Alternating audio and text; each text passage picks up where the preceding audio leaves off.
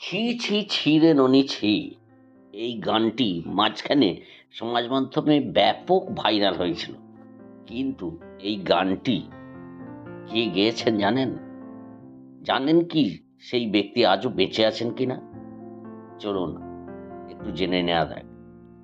ছি ছি ছি রে ননি ছি, এই গানটি উড়িষ্যার সমৃদ্ধ সঙ্গীত ঐতিহ্যের একটি উজ্জ্বল উদাহরণ। এই গানের সুরকার ও গায়ক ছিলেন সত্যনারায়ণ অধিকারী, যিনি উড়িষ্যার কোরাপুট জেলার স্থানীয় সঙ্গীতকে জনপ্রিয় করতে গুরুত্বপূর্ণ ভূমিকা পালন করেছেন। তার সৃষ্টির মাধ্যমে তিনি কোরাপুটের উপজাতীয় সঙ্গীতকে বিশ্বব্যাপী পরিচিত করেছেন।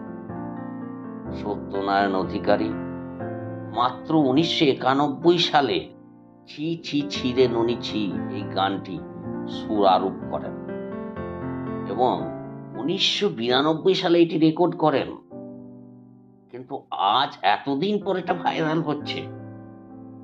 গানটি মূলত কোরাপুটের স্থানীয় ভাষায় রচিত, যা একটি আহত প্রেমিকের হৃদয়ের বেদনা ও আক্ষেপকে প্রকাশ করে।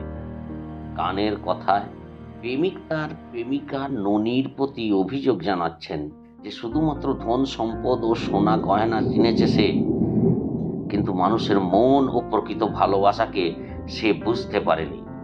গানটি সামাজিক ও অর্থনৈতিক বাস্তবতার প্রেক্ষাপটে রচিত, যেখানে দরিদ্র প্রেমিক তার প্রেমিকার দ্বারা প্রত্যাখ্যাত হয়েছেন শুধুমাত্র তার আর্থিক অবস্থার কারণে। আজ এতদিন বাদে 2025 সালে এই গানটি জনপ্রিয় হয়েছে।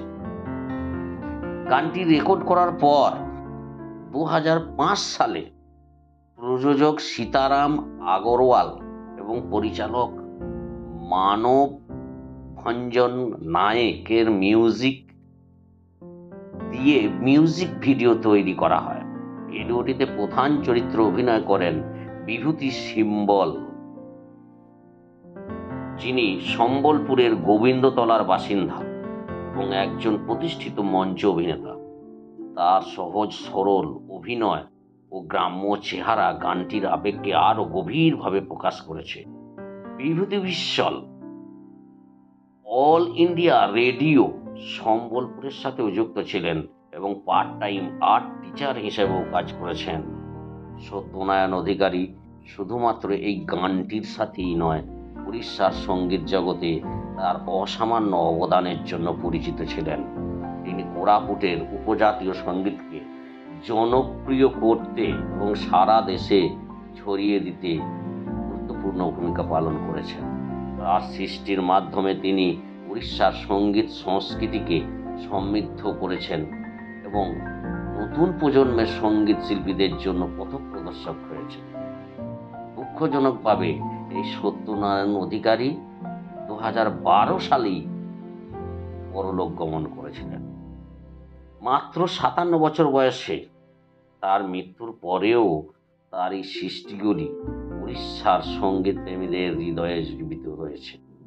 সম্প্রতি ছি ছি ছি রে ননি ছি গানটি সামাজিক মাধ্যমে ভাইরাল হওয়ার পর জয়পুরের বিধায়ক তারাপ্রসাদ বাহিনীপতি উড়িষ্যার বিধানসভায় প্রস্তাব রেখেছেন যে সত্যনারায়ণ অধিকারীকে মরণোত্তর পদ্মশ্রী পুরস্কারে ভূষিত করা হোক। তার মতে অধিকারী কোরাপুটের উপজাতীয় সঙ্গীতকে জনপ্রিয়তা করতে এবং বিশ্বব্যাপী ছড়িয়ে দিতে অসামান্য ভূমিকা পালন করেছেন, যা এই সম্মানের যোগ্য। সত্যনারায়ণ অধিকারীর জীবন ও কর্ম উড়িষ্যার সঙ্গীত সংস্কৃতি একটি গুরুত্বপূর্ণ অধ্যায়। তার সৃষ্টির মাধ্যমে তিনি সমাজের বিভিন্ন স্তরের মানুষের হৃদয়ে স্থান করে নিয়েছেন এবং তার সঙ্গীতের মাধ্যমে মানুষের আবেগ, বেদনা ও আনন্দকে প্রকাশ করেছেন। তার অবদান উড়িষ্যার সঙ্গীত জগতে চিরস্মরণীয় হয়ে থাকবে এবং ভারতবাসী হিসেবে উই স্যালুট হিম।